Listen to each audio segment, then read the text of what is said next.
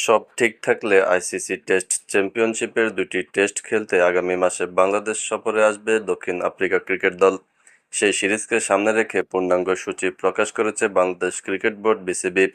নিরাপত্তা ইস্যুতে দক্ষিণ আফ্রিকার বাংলাদেশ সফর নিয়ে শঙ্কা থাকলেও এখন তা কেটে গিয়েছে।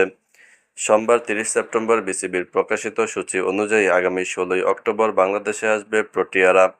মিরপুরে প্রথম টেস্ট অনুষ্ঠিত হবে আগামী ২১ থেকে ২৫ অক্টোবর, আর দ্বিতীয় টেস্টে মাঠে গড়াবে ২৯ অক্টোবর থেকে ২ নভেম্বর চট্টগ্রাম জহুর আহমদ চৌধুরী স্টেডিয়ামে। আর ৩ নভেম্বর দেশ ছাড়ার কথা রয়েছে প্রোটিয়াদের। এই দুই টেস্টের সিরিজের সামনের কদিন আগেই দক্ষিণ আফ্রিকা থেকে ঢাকায় আসেন ৪ সদস্যের পর্যবেক্ষক দল।